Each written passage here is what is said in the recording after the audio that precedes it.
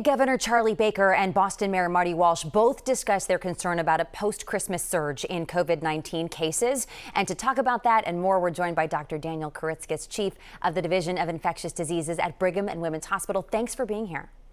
It's a pleasure to be here with you, Emily. Good evening. Good evening. So hospitals across the country, they say they're already seeing an increase in people who are sick.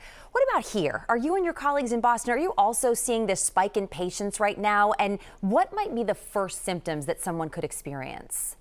We've certainly been seeing an ongoing increase in the number of cases that has been steadily rising since end of October or beginning of November. Instead of rocketing up the way it did last spring, we've seen a slow, steady increase.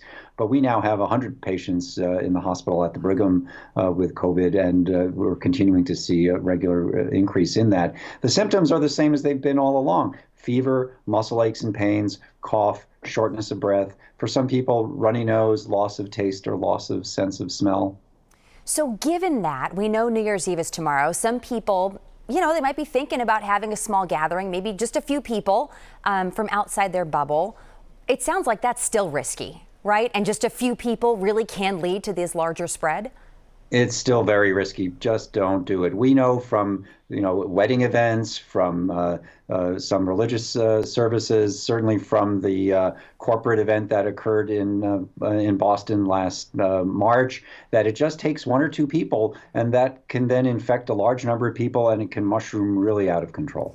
This caught our eye today, a report of an emergency room nurse in California who tested positive for COVID 6 days after she was vaccinated.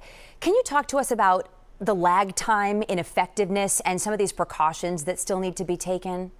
Sure, that's a great point. So we know that for the Pfizer vaccine, we begin to see protection kicking in at about day 10. For the Moderna vaccine, it looks like it may be day 14. That's probably not very different. And we know that the incubation period for COVID can be 7 to 14 days. So if somebody was exposed to COVID 2 or 3 days before they got vaccinated, there's no way that vaccine is going to protect them. And that's why it's so critical that people continue to wear a mask, even if they've been vaccinated. And the best way that all of us can reduce the rate of infection in the community is to be wearing masks every time we're out and every time we're with other people. And you've been saying that all along. That message has stayed consistent this entire time. Let's talk a little bit about vaccine rollout. Finally tonight, Rhode Island taking a little bit of a different approach to this, with people in the hardest hit communities lining up first before some of these traditional high-risk groups we've been talking about. Why would a state choose to distribute that way? And does that kind of strategy make sense here in Massachusetts? I think there are many different paths towards getting everybody vaccinated, and there's no single path that's absolutely correct.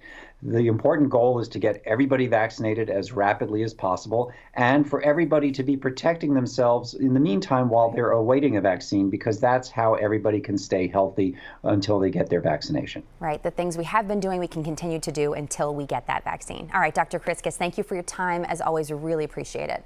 You're very welcome. Happy New Year. Happy New Year.